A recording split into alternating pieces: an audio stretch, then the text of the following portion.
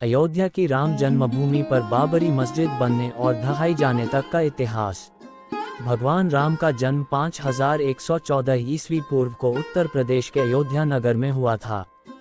जैन धर्म के प्रथम तीर्थंकर भगवान ऋषभदेव का जन्म भी अयोध्या में हुआ था।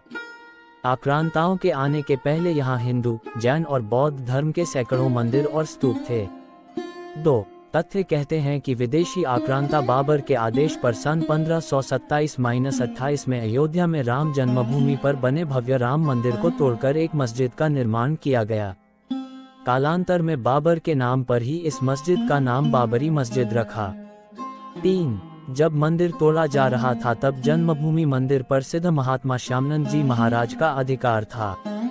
उस समय भीटी के राजा महताब सिंह बद्रीनारायण ने मंदिर को बचाने के लिए बाबर की सेना से युद्ध लड़ा।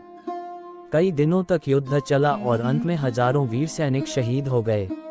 4 इतिहासकार कनिंघम अपने लखनऊ गैजेटियर के 66वें अंक के पृष्ठ 3 पर लिखता है कि 1,74,000 हिंदुओं की लाशें गिर जाने के पश्चात मीर बकी अपने मंदिर ध्वस्त करने के अभियान में सफल हुआ। 5 उस समय अयोध्या से 6 मील की दूरी पर सनेथु नाम के एक गांव के पम देवी दीन पांडेय ने वहां के आसपास के गांवों सराय, सिसिंडा, राजेपुर आदि के सूर्यवंशीय क्षत्रियों को एकत्रित किया और फिर से युद्ध हुआ।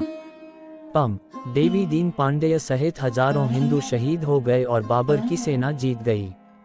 6 पांडे जी की मृत्यु के 15 दिन बाद हंसवर के महाराज रणविजय सिंह ने सिर्फ हजारों सैनिकों के साथ मीरबाकी की विशाल और शस्त्रों से सुसज्जित सेना से रामलला को मुक्त कराने के लिए आक्रमण किया, लेकिन महाराज सहित जन्मभूमि के रक्षार्थ सभी वीरगति को प्राप्त हो गए।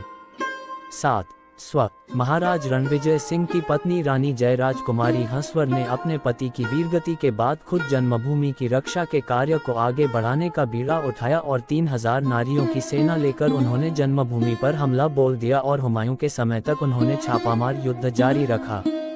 8 स्वामी महेश्वरानंद जी ने सन्यासियों की सेना बनाई। रानी जयराज कुमारी हंसवर के नेतृत्व में ये युद्ध चलता रहा, लेकिन हुमायूं की शाही सेना से इस युद्ध में स्वामी महेश्वरानंद और रानी जयराज कुमारी लड़ते हुए अपनी बची हुई सेना के साथ शहीद हो गई और जन्मभूमि पर पुनः मुगलों का अधिकार हो गया। 9 मुगल शासक अकबर के काल में शाही सेना हर दिन के इन युद्धों से कमजोर हो रही थी, अतः अकबर ने बीरबल और टोडरमल के कहने पर खस की टाट से उस चबूतरे पर 3 फीट का एक छोटा सा मंदिर बनवा दिया। अकबर की इस कूटनीति से कुछ दिनों के लिए जन्मभूमि में रक्त नहीं बहा। यही क्रम शाहजहां के समय भी चलता रहा। 10 फिर औरंगजेब के काल में भयंकर दमन चक्र चलाकर उत्तर भारत से हिंदुओं के संपूर्ण सफाई का संकल्प लिया गया। उसने लगभग 10 बार अयोध्या में मंदिरों को तोड़ने का अभियान चलाकर यहाँ के सभी प्रमुख मंदिरों और उनकी मूर्तियों को तोड़ डाला। औरंगजेब के समय में समर्थ गुरु श्री रामदास जी महाराज के शिष्य श्री वैष्णवदास जी ने जन्मभूमि को मुक्त कराने के लिए 30 बार आक्रमण किए। 11 नासिरुद्दीन हैदर के समय में मकरही के राजा के नेतृत्व में जन्मभूमि को पुनः अपने रूप में लाने के लिए हिंदुओं के 3 आक्रमण हुए, जिसमें बड़ी संख्या में हिंदू मारे गए। इस संग्राम में भीटी, हंसवर, मकरही, खजूरहट, दियरा, अमेठी के राजा गुरुदत्त सिंह आदि सम्मिलित थे। हारती हुई हिंदू सेना के साथ वीर चिमटाधारी साधुओं की सेना आ मिली और इस युद्ध में शाही सेना को हारना पड़ा और जन्मभूमि पर पुनः हिंदुओं का कब्जा हो गया। लेकिन कुछ दिनों के बाद विशाल शाही सेना ने पुनः जन्मभूमि पर अधिकार कर लिया और हजारों राम भक्तों का कत्ल कर दिया गया। 12 नवाब वाजिद अली शाह के समय में पुनः हिंदुओं ने जन्मभूमि के उद्धारार्थ आक्रमण किया गया। फैजाबाद गैजेटियर में कनिंघम ने लिखा, इस संग्राम में बहुत ही भयंकर खून खराबा हुआ। 2 दिन और रात होने वाले इस भयंकर युद्ध में सैकड़ों हिंदुओं के मारे जाने के बावजूद हिंदुओं ने श्री राम जन्मभूमि पर कब्जा कर लिया। इतिहासकार कनिंघम लिखता है कि ये अयोध्या का सबसे बड़ा हिंदू मुस्लिम बलवा था। हिंदुओं ने अपना सपना पूरा किया और औरंगजेब द्वारा विध्वंस किए गए चबूतरे को फिर वापस बनाया। चबूतरे पर 3 फीट ऊंचे खस के टाट से एक छोटा सा मंदिर बनवा लिया, जिसमें पुनः रामलला की स्थापना की गई। लेकिन बाद के मुगल राजाओं ने इस पर पुनः अधिकार कर लिया। 13 1853 में हिंदुओं का आरोप था कि भगवान राम के मंदिर को तोड़कर मस्जिद का निर्माण हुआ। इस मुद्दे पर हिंदुओं और मुसलमानों के बीच पहली हिंसा हुई।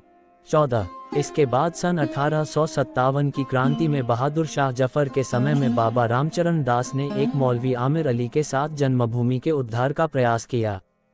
कुछ कट्टरपंथी मुस्लिमों को ये बात स्वीकार नहीं हुई और उनके विरोध के चलते 18 मार्च सन 1858 को कुबेर टीला स्थित एक इमली के पेड़ में दोनों को एक साथ अंग्रेजों ने फांसी पर लटका दिया। 15 विवाद के चलते 1859 में ब्रिटिश शासकों ने विवादित स्थल पर बाड़ लगा दी और परिसर के भीतरी हिस्से में मुसलमानों को और बाहरी हिस्से में हिंदुओं को प्रार्थना करने की अनुमति दे दी। 19 जनवरी 1885 को हिंदू महंत रघुबीर दास ने पहली बार इस मामले को फैजाबाद के न्यायाधीश पम हरिकिशन के सामने रखा था। इस मामले में कहा गया था कि मस्जिद की जगह पर मंदिर बनवाना चाहिए क्योंकि वह स्थान प्रभु श्री राम का जन्म स्थान है। 17 वर्ष 1947 में भारत सरकार ने मुसलमानों को विवादित स्थल से दूर रहने के आदेश दिए और मस्जिद के मुख्य द्वार पर ताला डाल दिया गया, जबकि हिंदू श्रद्धालुओं को एक अलग जगह से प्रवेश दिया जाता रहा। 18 1949 में भगवान राम की मूर्तियां मस्जिद में पाई गईं। कहते हैं कि कुछ हिंदुओं ने ये मूर्तियां वहां रखवाई थीं। मुसलमानों ने इस पर विरोध व्यक्त किया और दोनों पक्षों ने अदालत में मुकदमा दायर कर दिया। सरकार ने इस स्थल को विवादित घोषित करके ताला लगा दिया। 1984 में कुछ हिंदुओं ने विश्व हिंदू परिषद के नेतृत्व में भगवान राम के जन्मस्थल को मुक्त करने और वहां राम मंदिर का निर्माण करने के लिए एक समिति का गठन किया। बाद में इस अभियान का नेतृत्व भारतीय जनता पार्टी के प्रमुख नेता लाल कृष्ण आडवाणी ने संभाल लिया।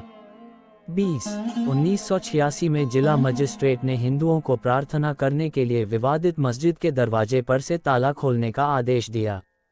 मुसलमानों ने इसके विरोध में बाबरी मस्जिद संघर्ष समिति का गठन किया। 1989 में विश्व हिंदू परिषद ने राम मंदिर निर्माण के लिए अभियान तेज किया और विवादित स्थल के नजदीक राम मंदिर की नींव रखी। इसी वर्ष इलाहाबाद उच्च न्यायालय ने आदेश दिया कि विवादित स्थल के मुख्य द्वारों को खोल देना चाहिए और इस जगह को हमेशा के लिए हिंदुओं को दे देना चाहिए। 30 अक्टूबर 1990 को हजारों राम भक्तों ने मुख्यमंत्री मुलायम सिंह यादव द्वारा खड़ी की गई अनेक बाधाओं को पार कर अयोध्या में प्रवेश किया और विवादित ढांचे के ऊपर भगवा ध्वज फहरा दिया। लेकिन 2 नवंबर 1990 को मुलायम सिंह यादव ने कारसेवकों पर गोली चलाने का आदेश दिया, जिसमें सैकड़ों राम भक्तों ने अपने जीवन की आहुतियां दी। सरयू तट राम भक्तों की लाशों से पट गया था। इस हत्याकांड के बाद अप्रैल 1991 को उत्तर प्रदेश के तत्कालीन मुख्यमंत्री मुलायम सिंह यादव को इस्तीफा देना पड़ा। 23 इसके बाद लाखों राम भक्त 6 दिसंबर को कारसेवा हेतु अयोध्या पहुंचे। 6 दिसंबर 1992 को बाबरी ढांचा ढहा दिया गया, जिसके परिणामस्वरूप देश भर में दंगे हुए। इसी मसले पर विश्व हिंदू परिषद के नेता अशोक सिंघल, भाजपा नेता आडवाणी, यूपी के पूर्व मुख्यमंत्री कल्याण सिंह, मुरली मनोहर जोशी और मध्य प्रदेश की पूर्व सीएम उमा भारती सहित 13 नेताओं के खिलाफ आपराधिक साजिश का मुकदमा चलाने की मांग की गई थी। 6 दिसंबर 1992 को जब विवादित ढांचा गिराया गया, उस समय राज्य में कल्याण सिंह की सरकार थी। उस दिन सुबह करीब 10:30 बजे हजारों लाखों की संख्या में कारसेवक पहुंचने लगे। दोपहर में 12 बजे के करीब कारसेवकों का एक बड़ा जत्था मस्जिद की दीवार पर चढ़ने लगता है। लाखों की भीड़ को संभालना सभी के लिए मुश्किल हो गया। दोपहर के 3:40 पर पहला गुंबद भीड़ ने तोड़ दिया और फिर 5 बजने में जब 5 मिनट का वक्त बाकी था, तब तक पूरे का पूरा विवादित ढांचा जमींदोज हो चुका था। भीड़ ने उसी जगह पूजा अर्चना की और रामशिला की स्थापना कर दी। पुलिस के आला अधिकारी मामले की गंभीरता को समझ रहे थे। गुंबद के आसपास मौजूद कारसेवकों को रोकने की हिम्मत किसी में नहीं थी। मुख्यमंत्री कल्याण सिंह का साफ आदेश था कि कारसेवकों पर गोली नहीं चलेगी। 1527-28 ईस्वी में बाबर के सेनापति मीर बाकी ने अयोध्या में श्रीराम जन्मभूमि पर मंदिर को तोड़ा था, जिसका पंडित देवीदीन पांडेय के नेतृत्व में युद्ध के रूप में पहला विरोध किया गया था। तब से लेकर आज तक 77 से अधिक युद्ध और सैकड़ों दंगे हो चुके हैं, जिसमें लाखों कारसेवकों की जानें चली गईं। इस पवित्र स्थल हेतु श्री गुरु गोविंद सिंह जी महाराज, महारानी राजकुंवर तथा अन्य कई विभूतियों ने भी संघर्ष किया।